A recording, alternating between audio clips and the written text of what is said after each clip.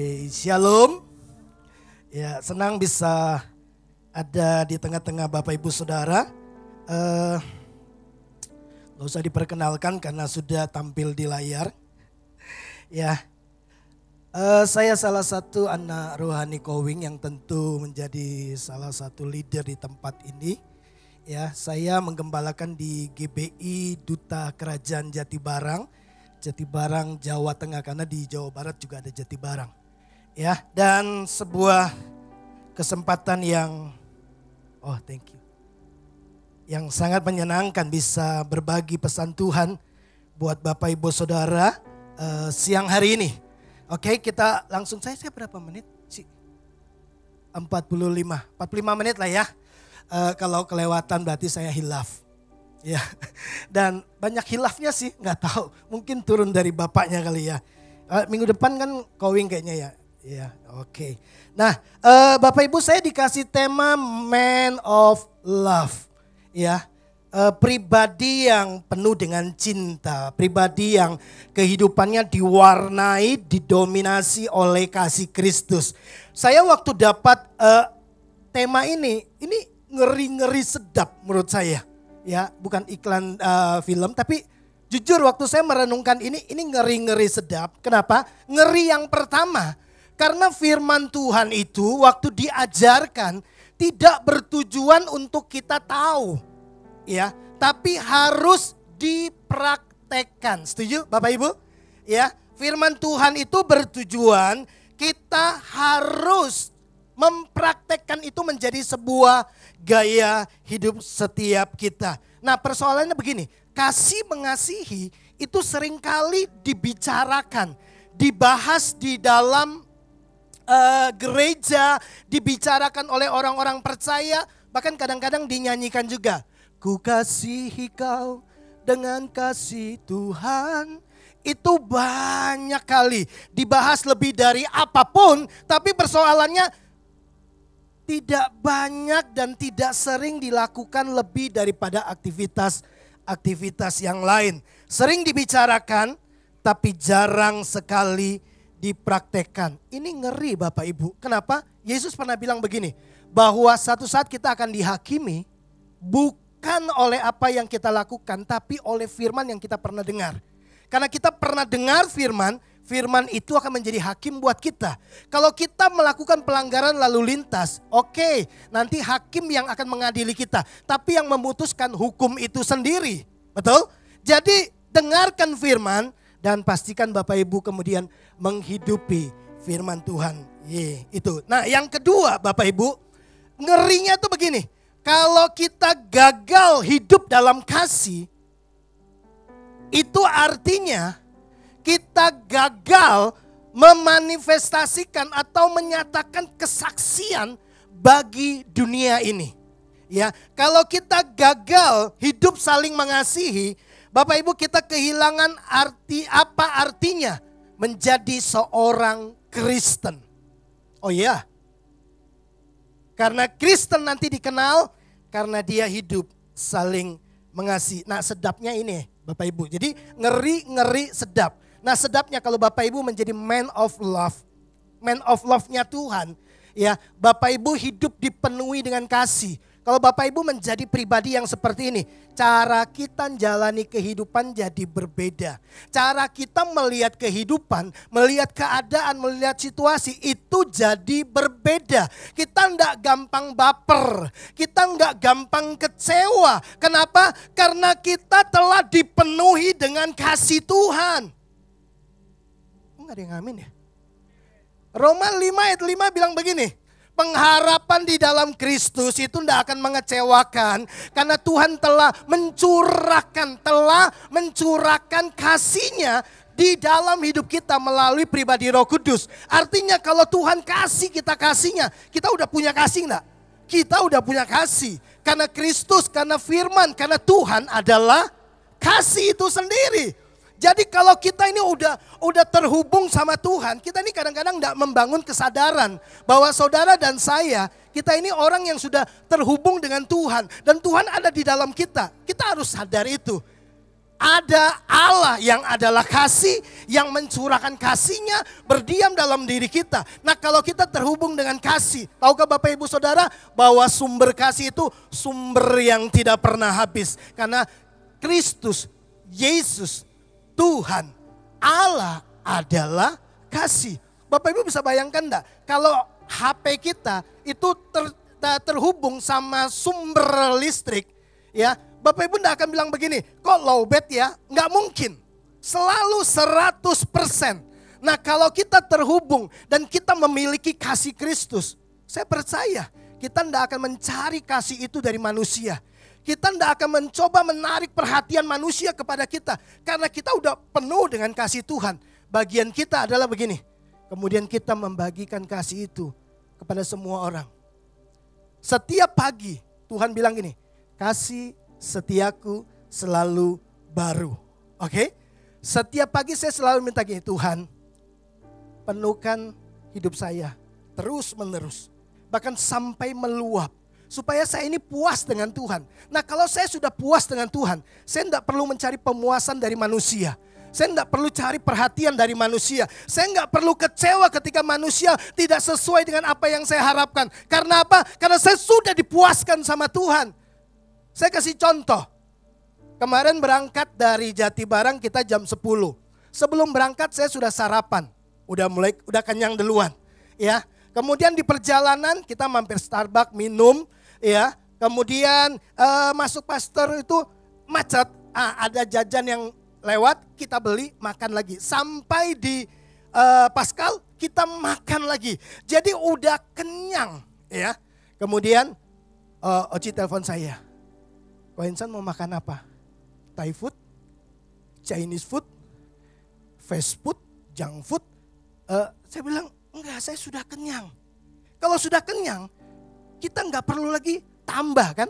Nanti kalau kekenyangan malah bisa tumpah. Loh, semua yang food sampai locker food pun sudah saya lewatkan. Ya, Bapak Ibu, artinya begini, malam akhirnya kita bilang udahlah cemilan sajalah gitu. Waktu makan ronde, aduh itu enak banget. Ya, tapi begitu ditambah apa? Cuanki bakso. Saya udah sangat kenyang.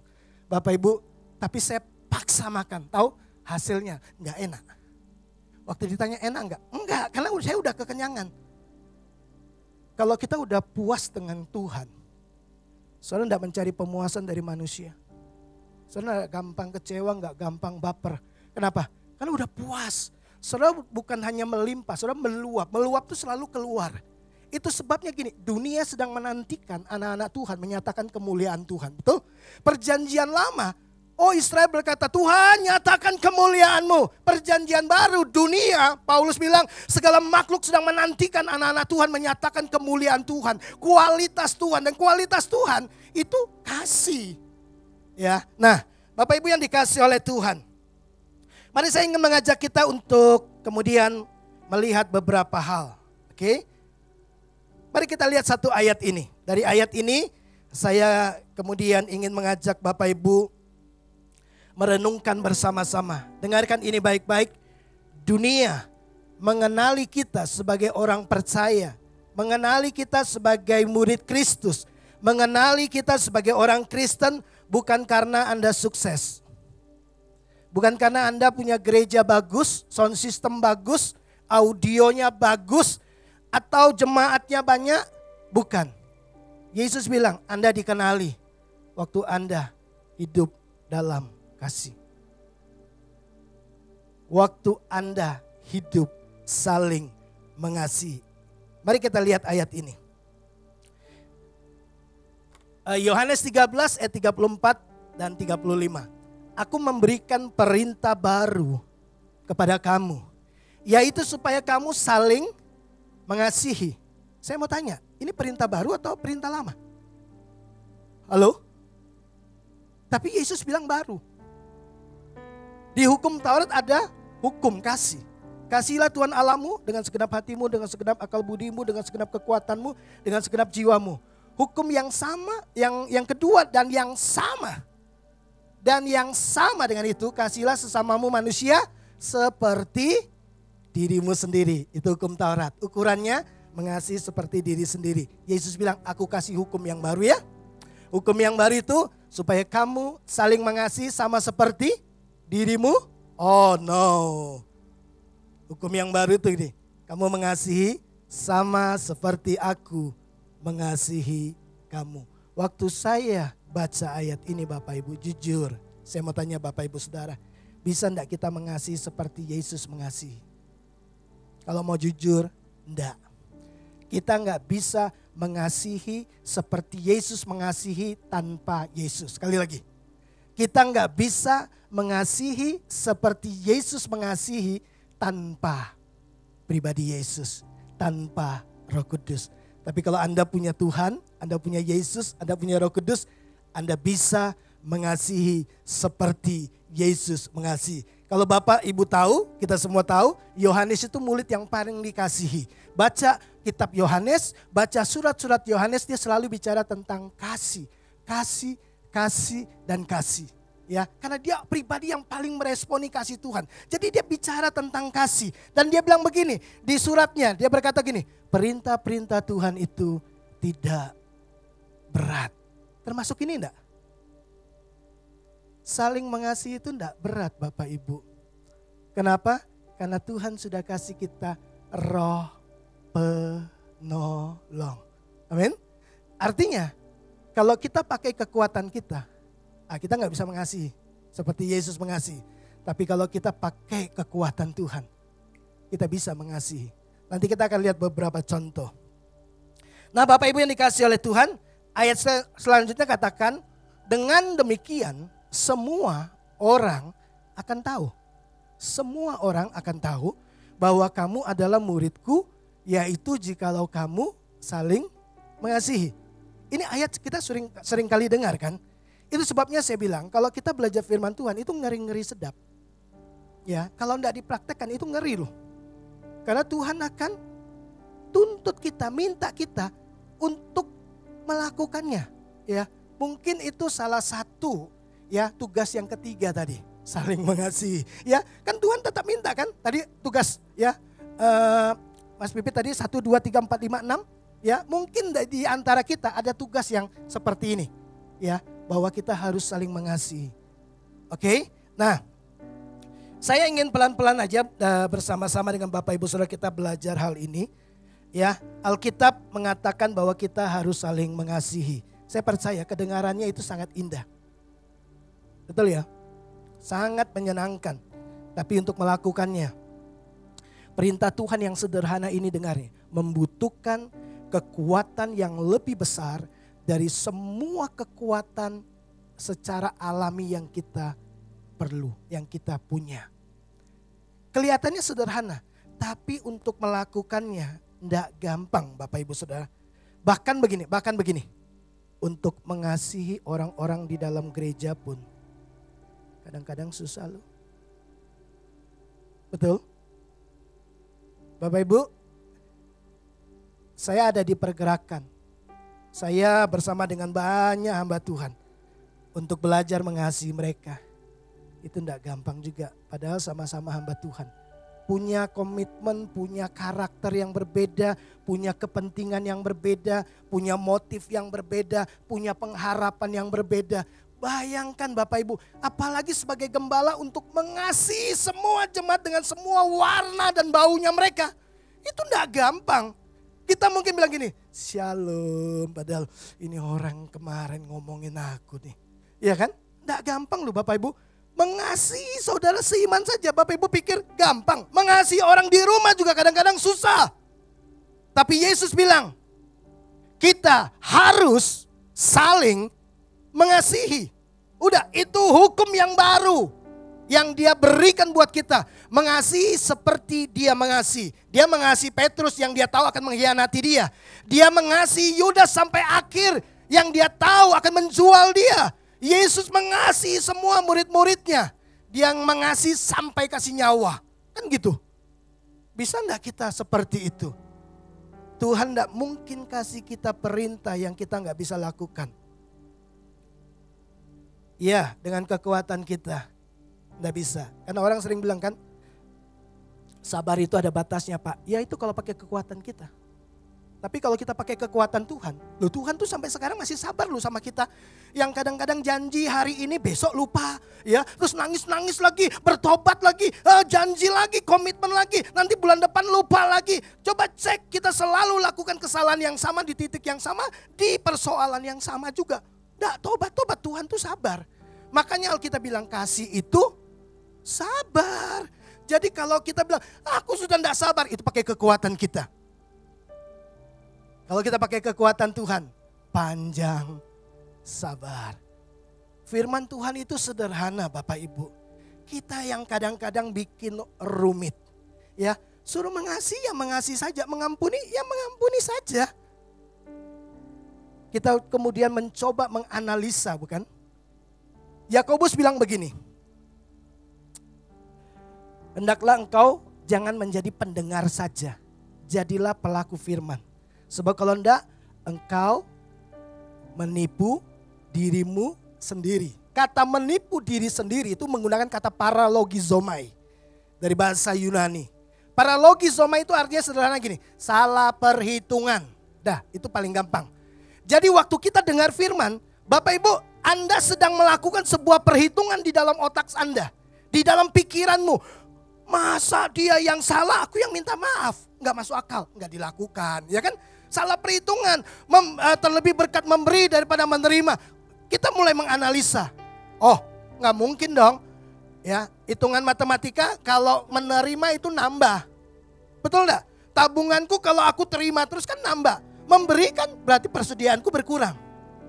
Waktu kita menghitung dengan cara kita berpikir, dengan logika kita, nggak masuk hitungan, salah hitung, nggak lakukan. Coba, padahal Alkitab yang bilang, terlebih berkat memberi daripada menerima. Memang sih waktu kita terima 1 juta ya uang kita nambah 1 juta. Waktu kita memberi 1 juta ya uang kita berkurang 1 juta. Itu kan hitungan kita, hitungan Tuhan enggak. Waktu kamu menerima, yes kamu dapat penambahan. Tapi waktu kamu memberi, kamu melepaskan benih. Dan itu hitungannya pelipat gandaan. Mana ada yang bisa menghasilkan pelipat gandaan selain benih. Baca di 1 Korintus atau 2 Korintus 9. Bahwa Tuhan menyediakan benih bagi penabur. Dia juga yang akan melipat gandakannya dan menumbuhkan buahnya. Paulus bicara tentang apa? Pemberian.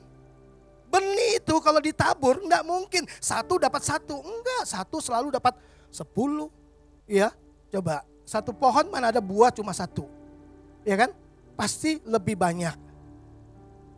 Nah, jadi Bapak Ibu, mari kita belajar firman Tuhan hari ini baik-baik. Oke? Bapak Ibu setuju? Bahkan mengasihi orang-orang di dalam gereja pun itu sulit. Orang-orang di dalam pergerakan itu sulit. Sulit karena kita pakai dengan kasih kita. Karena kasih kita itu kan up and down. Kalau dia baik, wah saya semakin mengasihi. Begitu dia sakiti saya, kasih saya langsung berkurang.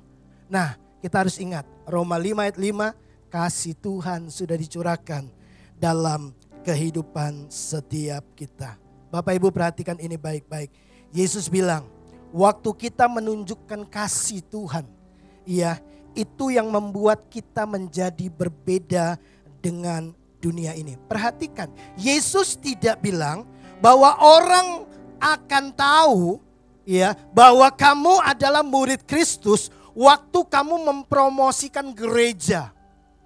Waktu kamu mungkin pakai t-shirt atau kaos Kristen, berlogokan salib, atau mobilmu kasih stiker Kristen, ya. Enggak, Yesus enggak bilang bahwa dunia akan tahu kamu muridku karena kamu lakukan itu. Enggak, cuma satu. Kamu muridku waktu kamu hidup saling mengasihi. Dunia akan tahu. Nah, yang menarik Bapak Ibu, Tuhan itu seolah-olah memberikan hak penuh kepada dunia, kepada orang-orang di sekitar kita, untuk menilai kita. Apakah saudara itu dan saya adalah murid Kristus atau bukan? Betul? Yesus memberikan hak kepada dunia, kepada orang-orang di sekitar kita, untuk menilai saudara ini orang Kristen atau bukan. Saudara ini murid Kristus atau bukan. Ya, dari mana mereka menilai? Hanya satu, dari cara hidupmu. Saling mengasihi atau enggak. Jadi gampang kalau mau mengenali ini murid Kristus atau bukan.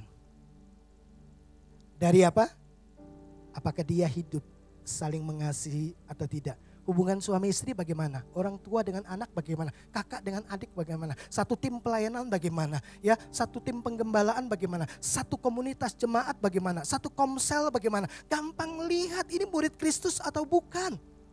Ya, Alkitab berkata bahwa hanya satu yang menjadi tolak ukur untuk dunia bisa lihat bahwa kita adalah murid Kristus. Ini adalah gaya hidup yang membedakan saudara dengan dunia ini. Bapak Ibu, saya percaya Kowing sudah banyak bahas tentang iman, kasih, ya, dan wisdom.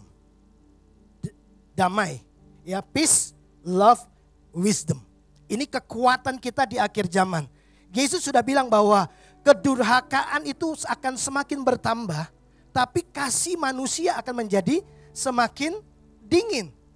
Ya. Nah, itu sebabnya kalau kita tampil sebagai pribadi yang hidup dengan cintanya Tuhan, full dipenuhi, didominasi, dikuasai oleh kasih Kristus, kita akan menjadi pembeda bagi dunia ini. Kita akan memiliki kekuatan untuk bisa bertahan sampai akhir. Dalam terjemahan yang lain berkata demikian, kejahatan akan menjalar sedemikian rupa sehingga sampai banyak orang tidak lagi mengasihi. Kalau Bapak Ibu dikecewakan terus, Bapak Ibu akan tetap mengasihi?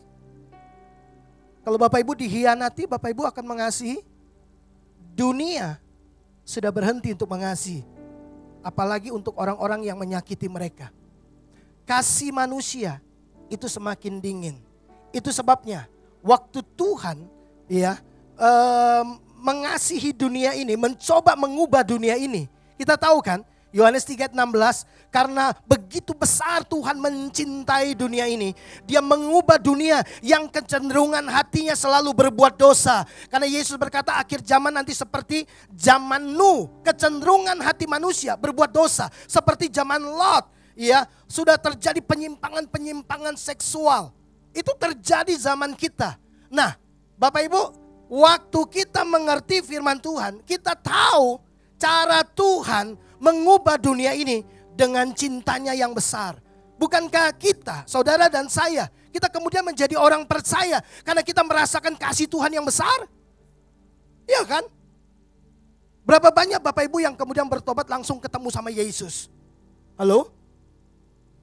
Bukankah kita lewat seseorang, entah lewat pendeta atau lewat teman kita, atau lewat KKR, tapi selalu lewat seseorang yang kemudian menyatakan kasih kepada saudara. Kasih Tuhan yang dia manifestasikan kemudian mengubah kehidupan kita. Dan dunia sedang menantikan anak-anak Tuhan menyatakan kualitas Allah. Orang-orang di sekitar kita itu sedang menantikan kita untuk menyatakan kasih daripada Bapa di surga. Bapak Ibu mengasihi orang yang baik sama kita. Yesus bilang kalau dalam Injil Lukas, kau berbuat baik sama orang yang baik sama kamu, apa jasamu? Pemungut cukai juga lakukan itu. Ya, kemudian orang berdosa juga lakukan itu. Tapi kalau kamu bisa mengasihi musuhmu, kamu jadi berbeda. Bapak Ibu mengasihi orang yang baik sama kita gampang. Tapi tetap mengasihi tetangga kita yang tiap sore bakar sampah. Dan asapnya masuk ke rumah kita. Ruangan kita kemudian kamar kita pakai AC full asap. Dan Bapak Ibu memutuskan untuk tetap mengasihi dia. Itu hanya bisa dikerjakan kalau Bapak Ibu punya kasih Kristus. Betul? Saya punya tetangga Bapak Ibu. Tiap sore bakar sampah. Dan asapnya masuk ke rumah. Saya bilang gini, kok kalau bisa jangan bakar sampah. Udah biarin aja petugas sampah ambil gitu. Ngisi waktu. Loh ngisi waktu. Yang dia enggak pikir tetangga. Itu enggak gampang untuk dikasihi Bapak Ibu. Iya kan? Tapi memutuskan untuk tetap mengasihi. Kemudian itu mengubah dia. Karena Kristus juga menggunakan kasih yang besar untuk mengubah kehidupan kita. Nah, mari kita sama-sama belajar Bapak Ibu. Bagaimana sih karakteristik yang mendominasi man of love. Ya, pribadi-pribadi yang penuh dengan cinta. Yang pertama, saya mau sodorkan dua saja. Ya, yang pertama, man of love itu menjadikan hidupnya hidup dalam kasih sebagai prioritas. Kasih menjadi prioritas dalam kehidupannya. Ya, artinya ini menjadi kekuatan, pondasi. Ya, ia membangun kehidupannya. Coba kita lihat ayat ini Bapak Ibu. Saya tahu bahwa secara jujur mengasihi orang itu tidak semudah kita mengucapkannya. Tapi saya mau katakan juga bahwa itu bisa dikerjakan bersama-sama dengan Tuhan. Ya. Nah, di dalam 1 Yohanes pasal 3 ayat yang ke-11, Yohanes bilang begini, sebab inilah berita yang telah kamu dengar dari mulanya, yaitu bahwa kita harus saling mengasihi. Perhatikan, sebab inilah berita, inilah pesan yang dari semula telah diberitakan oleh surga, telah disampaikan oleh Tuhan, bahwa kita harus saling mengasihi. Saya sangat suka membaca kata dari mula. Ya, saya langsung tiba-tiba ingat di Kejadian pasal 1. Pada mulanya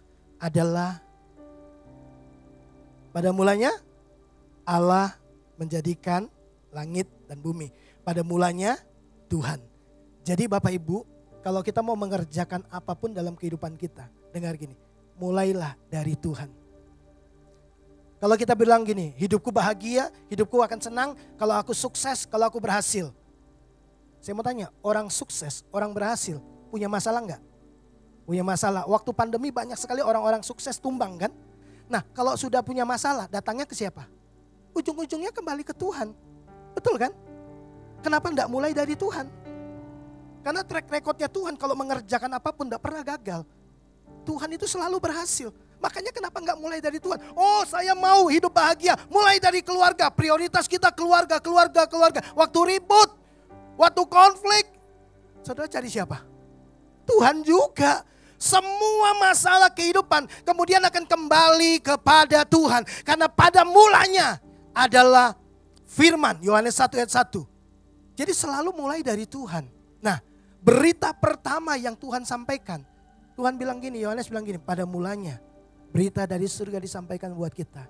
Bahwa kita harus saling mengasihi. Kalau pada mulanya itu artinya yang pertama. Kalau yang pertama itu yang diutamakan. Kalau yang diutamakan itu jadi prioritas.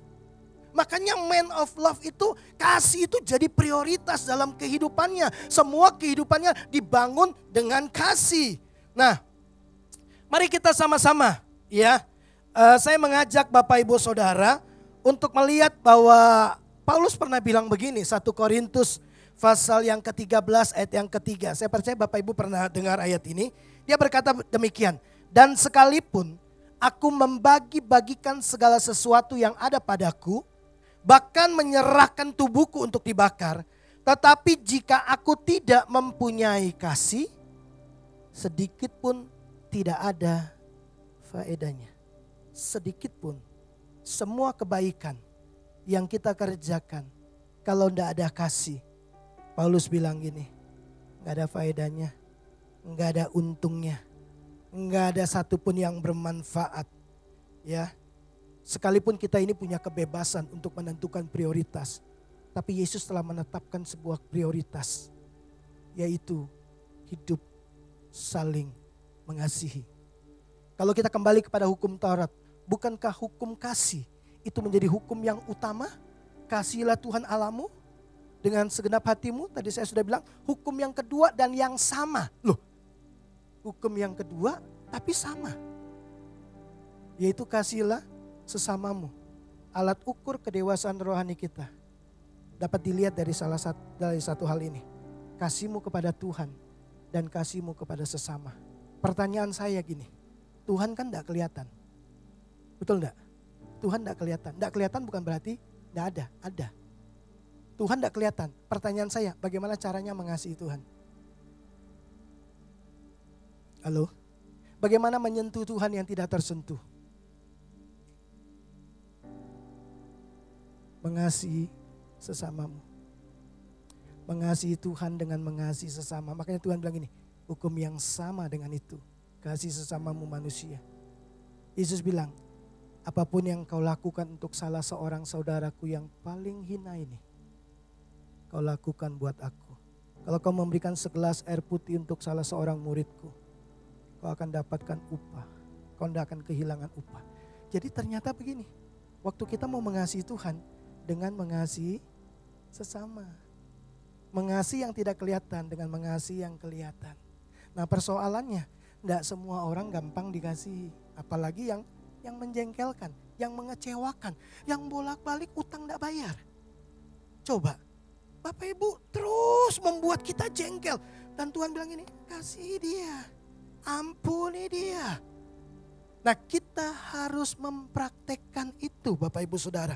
Nah satu ayat coba Paulus bilang begini. Roma 13 ayat yang ke-10 saya tidak tampilkan. Kasih tidak berbuat jahat terhadap sesama manusia. Karena itu kasih adalah kegenapan hukum Taurat. Kasih tidak berbuat jahat kepada sesama manusia. Kalau Bapak Ibu punya kasih Tuhan, kasih itu tidak berbuat jahat kepada sesama manusia. Dan itu kegenapan hukum. Ya, Bapak Ibu kalau kita baca ya waktu Yesus berkata hukum kasihilah Tuhan Allahmu, kasihilah sesama manusia. Lalu dia berkata gini, kitab para nabi dan semua hukum bergantung kepada hukum ini. Ya, jadi kasih itu pondasinya, kasih itu tempat tonggak di mana semua hukum itu dikerjakan. Nah, Paulus bilang kasih tidak berbuat jahat kepada sesamanya. Kalau Bapak Ibu mengasihi tetanggamu, kau tidak akan gosipkan tentang dia kan. Kalau engkau mengasihi rekan sekerjamu, kita tidak akan membohongi dia. Kita tidak akan lakukan hal-hal yang jahat. Dan kita tidak akan melakukan pelanggaran. Betul enggak? Kalau kita mengasihi. Simpel sekali Bapak Ibu. Waktu kita hidup dalam kasih, kita kemudian akan belajar untuk mengerjakan semua kehendak Allah dengan sangat gampang. Yesus bilang begini. Kalau kau mengasihi aku, kau akan menuruti semua perintahku. Yohanes 14 ayat 15. Kalau kau mengasihi aku, kau akan melakukan semua perintahku. Jadi Tuhan menetapkan kasih sebagai dorongan untuk ketaatan. Betul? Kalau kau mengasihi, kau akan taat. Kalau kau mengasihi, kau akan lakukan. Ya, permintaan orang yang kita kasih bukankah mudah untuk dikerjakan karena kita mengasihi. Ya, coba tetangga kita yang menjengkelkan kita, minta tolong. Pikir-pikir kan kita untuk melakukannya. Tapi kalau kita mengasihi dia, sangat mudah bagi kita untuk memberikan pertolongan. Yang kedua Bapak Ibu. Yang kedua, ya, man of love itu kemudian mendedikasikan hidupnya. Bukan cuma bicara tentang kasih, tapi dia bertindak dalam kasih. Kasih menjadi sebuah tindakan. Sering berbuat kasih, sesering ia membicarakannya. Gereja Tuhan banyak bicara tentang kasih. Gereja besar, tetangganya, rumahnya jelek, kebocoran, enggak peduli. Tapi kita bilang Yesus mengasihi semua manusia. Yesus mencintai semua orang, tapi tetangga lagi dalam kesusahan, lagi dalam penderitaan, kita nggak peduli. Lah kita dengar dia sakit, kita bilang, oh dia kurang banyak berdoa. Kita rohani sekali dalam semua obrolan-obrolan kita. Man of love, dia tahu, dia berbuat kasih, mewujudkan kasih dalam tindakan sebanyak dia bicara tentang kasih. Dia bukan hanya bicara tentang kasih, tapi kasih kemudian menjadi bagian dalam kehidupannya. Nah, semua orang sedang menantikan anak-anak Tuhan untuk menyatakan kualitas Tuhan. Salah satunya adalah kasih. Saya mendorong Bapak Ibu Saudara, yuk. Saya sangat percaya bahwa di luar sana ada banyak sekali orang-orang yang baik. Ya, karena kebaikan itu adalah tindakan moral yang kita praktekkan. Ya, saya percaya semua orang baik, nggak ada orang jahat. Ya, makanya begini Bapak Ibu, kita tahu kan waktu kita punya anak, ya kita ajari anak kita untuk berbuat baik kan. Karena kejahatan tidak usah diajari, itu bisa dengan sendirinya, itu natur dosa. Ya, Bapak Ibu nggak usah ngajari anak Bapak Ibu bohong, percayalah bohong itu sudah satu paket dengan natur dosa. Ya kan? Siapa di sini yang nggak pernah bohong? Wah, nggak ada kan? Semua pernah bohong ya Bapak Ibu ya? Ya kan? Apakah itu hasil didikan orang tua? Atau di sekolah ada pelajaran berbohong? Atau orang tua kita bilang gini, nah kalau kamu buat salah, bohong ya? Enggak kan? Kita tiba-tiba aja bohong. Kita tiba-tiba aja bisa membalas orang yang kemudian menyakiti kita. Itu natur dosa Bapak Ibu. Tapi untuk berbuat baik itu diajari. Nanti kalau orang kasih sesuatu bilang terima kasih. Kalau mau lewat bilang permisi. Semua hal-hal baik itu diajarkan terus menerus. Nah, mari kita kemudian melihat, makanya ada banyak orang baik di luar sana. Karena perbuatan baik itu adalah tindakan moral. Yang semua orang itu sedang mempraktekkannya, diajarkan. Nah, bagaimana kemudian kita mempraktekkan kebaikan berangkat dari kasih yang mulia, kasihnya Tuhan. Saya mau sodorkan dua hal. Yang pertama Bapak Ibu, kasih menghargai sesamanya. Bapak Ibu dengar ini baik-baik, semua orang itu berharga. Apapun status sosialnya, semua orang itu bernilai. Dan kita tahu Tuhan mengatakannya bahwa dia mati untuk semua orang. Dia kasih nyawa untuk semua orang. Semua orang itu sangat berharga di hadapan Tuhan. Nah, kalau kita hidup di dalam kasih, kasih bisa menolong kita untuk melihat jauh ke dalam ya, keberhargaan diri seseorang. Saya tahu bahwa sangat mudah untuk mengasihi orang yang mengasihi kita. Sangat mudah menghargai orang yang punya posisi tinggi atau dia level status sosialnya lebih tinggi. Sangat mudah untuk menghargai mereka. Tapi bagaimana kemudian kita menghargai orang yang jauh di bawah kita. Sederhana, pakaiannya mungkin seminggu belum dicuci. Ya, Bapak Ibu, saya belajar waktu saya masuk ke Jatibarang. Saya masuk dan saya berkata begini. Kita semua adalah keluarga. Lalu saya dengar desus-desus bilang gini, iya sih kalau di mimbar kan pasti bilangnya gitu semua. Kita keluarga gitu ya. Tapi waktu susah enggak jadi keluarga. Apalagi ada isu yang bilang begini, pendeta itu senangnya itu ngumpul-ngumpul sama orang kaya. Kalau orang miskin mah enggak ada yang peduli gitu. Nah Bapak Ibu, saya kemudian bilang sama mereka begini. Dengar ini baik-baik. Setiap kalian saya akan datangi rumahnya. Saya datang ke rumah mereka. Saya bergaul dengan mereka. Saya bicara dengan mereka. Dan saya memperlakukan mereka seperti keluarga. Mau yang kaya, mau yang miskin. Bapak Ibu, saya enggak bisa punya banyak waktu untuk cerita. Ya, tapi percayalah. Sampai kepada mengurusi jenazah. Itu saya perlakukan dengan sangat hormat. Ada satu jemaat saya. Itu enggak tahu, Cencen masih ingat yang badannya besar banget. Itu beratnya kurang lebih hampir 200 kilo. Karena waktu dia meninggal kita 8 orang angkat gak kuat. Bapak Ibu, karena badannya besar satu kali mungkin kecetit. Nah kalau sudah kecetit kan begitu posisi enak dia enggak mau gerak. Gitu. Dan dia enggak bisa bergerak. Karena enggak ada yang bisa kuat memindahkan dia. Jadi dia kemudian rebahan di bawah ranjangnya dia. Karena enggak kuat naik.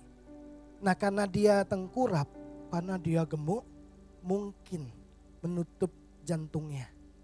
Lalu kemudian dia enggak ada. Waktu dia enggak ada Bapak Ibu, ternyata dia sudah berhari-hari dalam posisi seperti itu. Jadi maaf, semuanya dibuang di situ. Mau pipis, mau BAB. Dan dia tinggal sama papanya yang sudah cukup lanjut usia. Dan anaknya yang usianya waktu itu sekitar 9 tahun. 9 atau 10 tahun. Jadi jelas dia gak bisa diurus. Waktu kami datang, Bapak Ibu begitu buka kamar, wah, itu aroma paling sedap. Beberapa rekan kemudian keluar gak tahan. Nah, puji Tuhan waktu saya pelayanan di Kalimantan, saya punya teman dokter.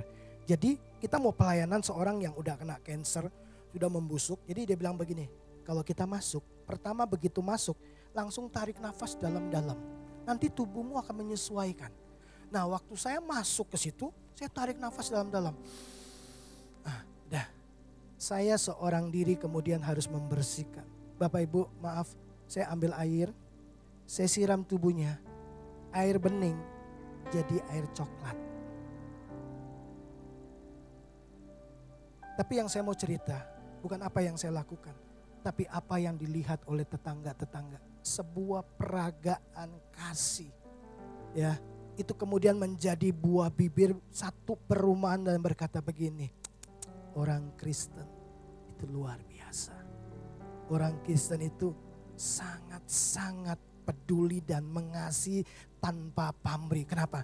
Bapak Ibu kalau dengar kisahnya, ini anak ini dulu anak paling kaya di Jatibarang.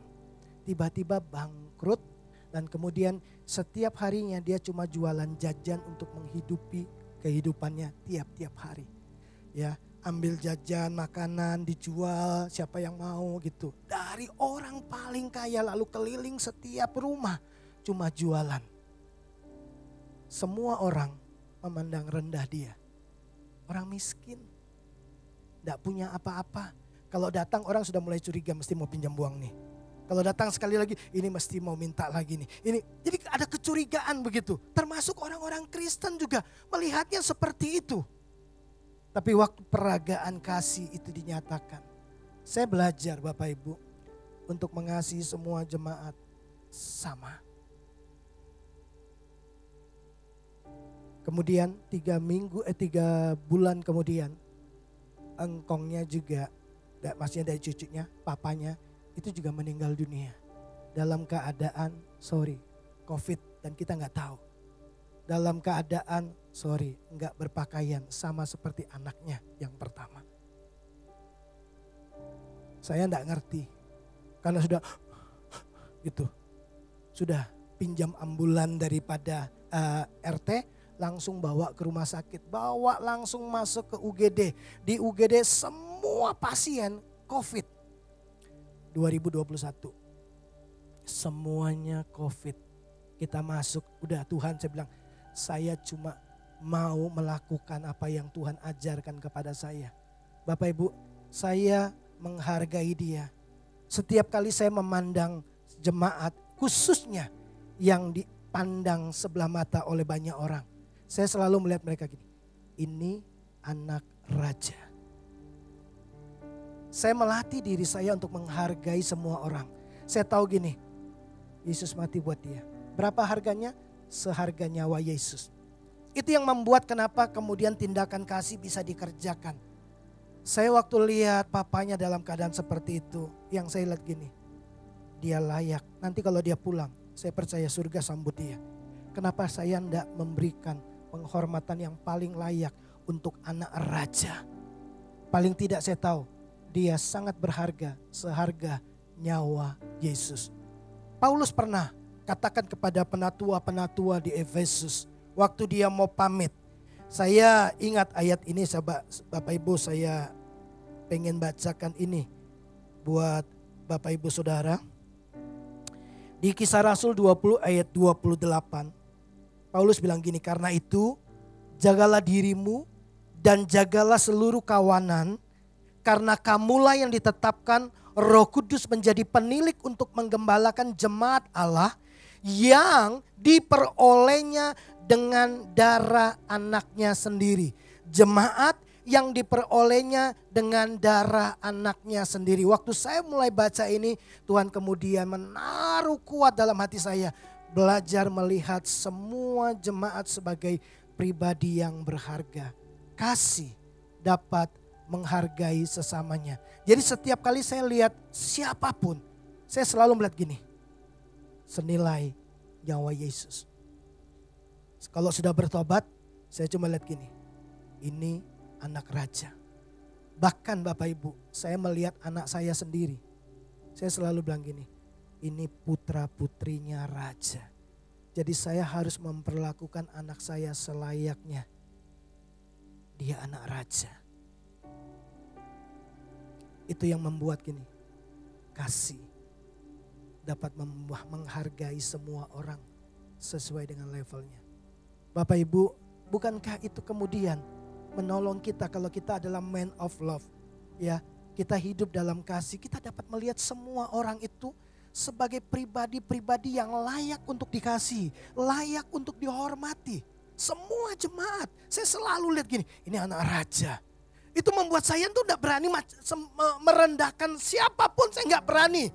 Ya, karena dia naik sepeda, kemudian saya melayani yang pakai mobil mewah, lebih terhormat, memberikan tempat lebih terhormat. Enggak Bapak Ibu, semua saya rangkul, semua saya perlakukan layaknya anak raja. Karena saya mengasihi mereka, karena saya mengasihi Tuhan yang lebih dulu mengasihi mereka. Waktu saya menikah sama istri saya belajar mencintai yang dia cintai. Dia mencintai mamanya. Saya belajar untuk mencintai mamanya. Dia mencintai kakak dan adiknya. Saya mencintai kakak dan adiknya. Betul? Waktu saya mencintai Tuhan, saya mencintai juga yang dia cintai. Kasih menolong saya bisa menghargai semua orang. Yang terakhir Bapak Ibu. Kasih itu butuh biaya. Kasih itu rela berkorban, bukan? Halo? Betul Bapak Ibu? Kasih itu butuh biaya. Kalau Bapak Ibu lihat gambar ini yang benar yang mana sih? Seharusnya, idealnya. Nanti saya akan kasih statement itu. Nah, kasih itu butuh pengorbanan Bapak Ibu.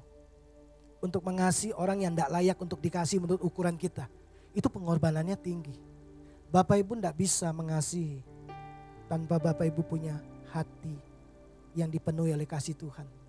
Bapak Ibu nggak bisa mengasihi tanpa punya hati seorang hamba. Mari kita belajar dari Yesus Kristus. Saya suka ayat ini. Filipi pasal 2 itu cerita begini. Bahwa Yesus yang adalah Tuhan tidak menganggap kesetaraannya sebagai Tuhan, sebagai hak yang harus dipertahankan. Betul? Lalu kemudian dia mengambil rupa seorang hamba dengan apa? Mengosongkan dirinya, ambil rupa seorang hamba. Saya mau tanya Bapak Ibu, hamba itu tugasnya apa? Halo? Melayani.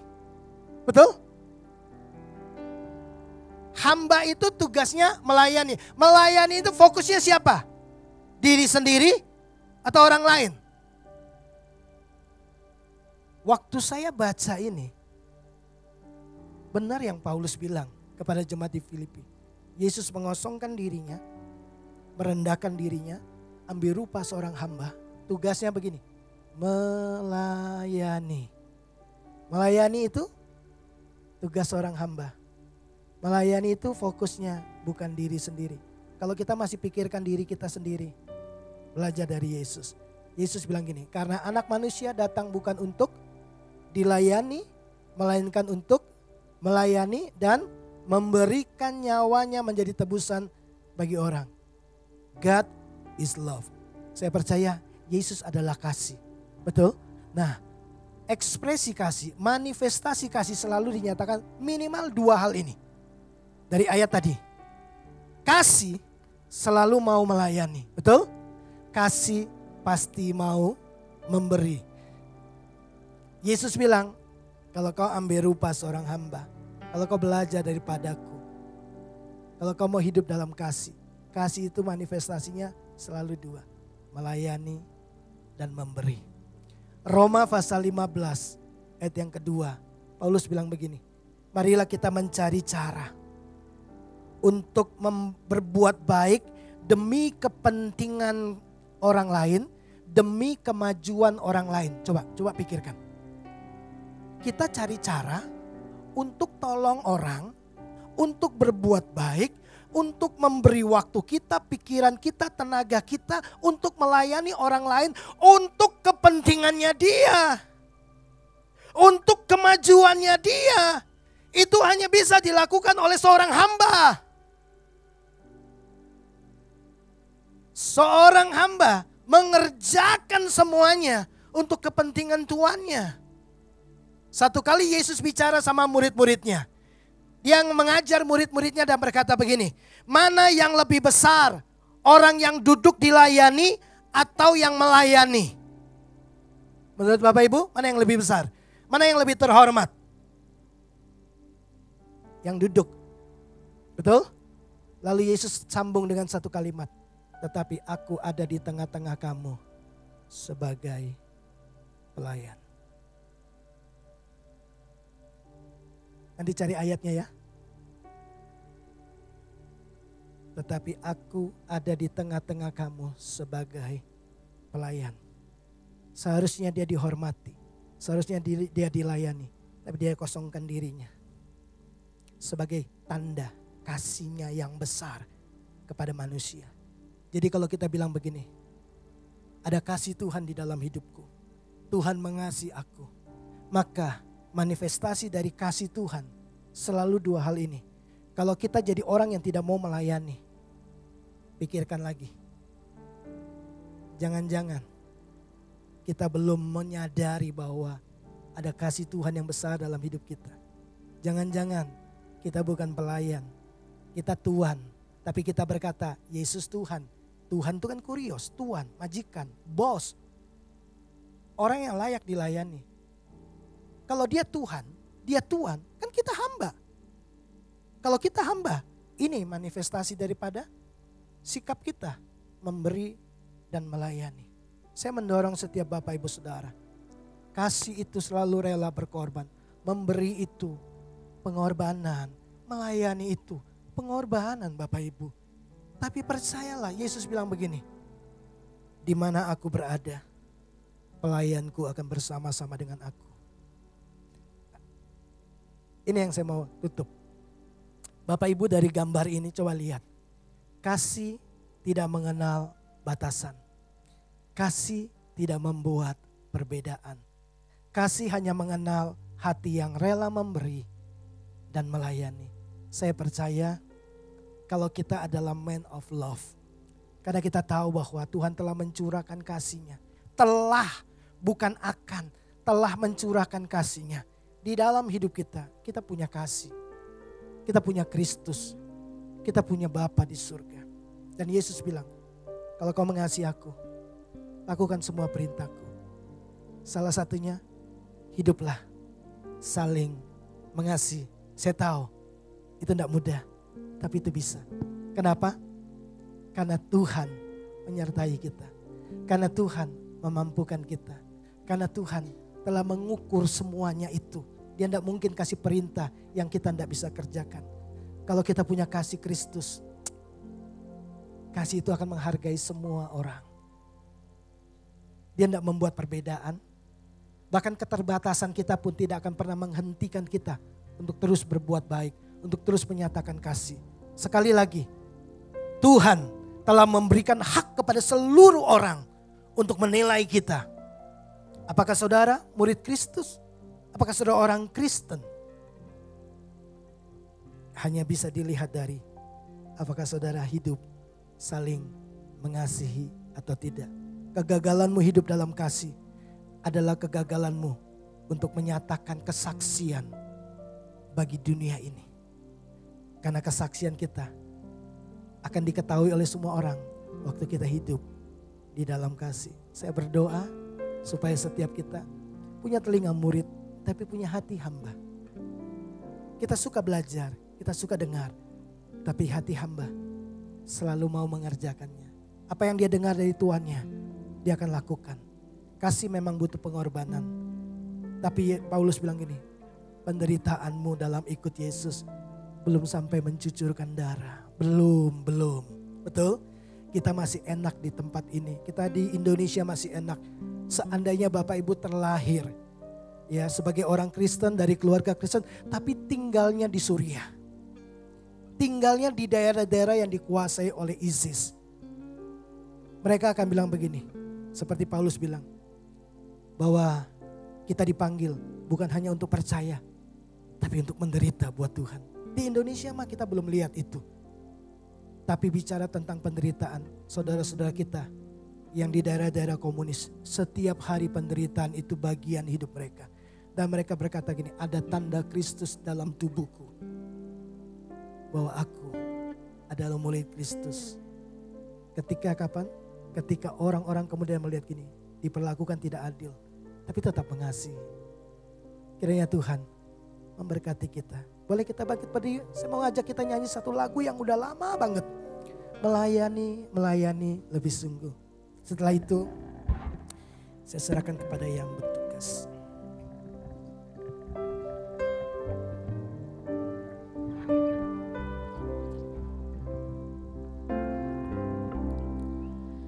Melayani lebih sungguh.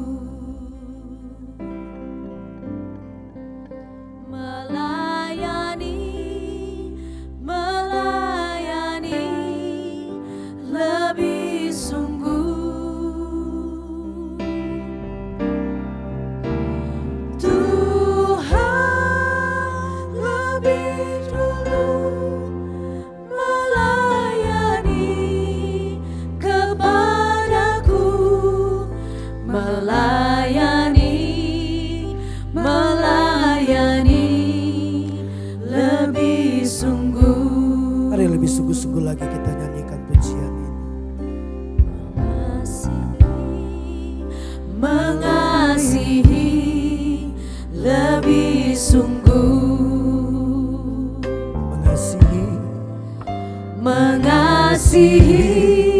Mengasihi lebih sungguh. Tuhan lebih dulu mengasihi kepadaku, mengasihi lebih sungguh. Mengampuni itu mudah, mengasihi itu mudah. Selama kita terhubung dengan sumber kasih itu, Bapa di surga. Mari kita berdoa. Bapa, dunia sedang menantikan man of love dari Tuhan. Pribadi-pribadi yang menyatakan kasih yang tulus. Kasih yang bisa menghargai semua orang. Yang melihat semua orang berharga, bernilai. Kasih yang rela berkorban. Memberi, melayani, melakukan apapun. Hamba bersyukur karena Engkau telah menyatakan kasih-Mu kepada kami. Kau mencurahkan kasih-Mu dalam hidup kami. Kami mau jadi pribadi yang hidup dalam kasih. Menjadi kesaksian bagi dunia bahwa kami adalah murid Kristus. Kalau kami tidak hidup dalam kasih, kami kehilangan apa arti dari menjadi seorang Kristen. Kami tidak mau itu Tuhan. Berkati jemaat-Mu di tempat ini menjadi pribadi-pribadi yang saling mengasihi. Terpujilah nama Tuhan, di dalam dan demi nama Yesus kami berdoa. Haleluya. Amin. Tuhan memberkati kita semua.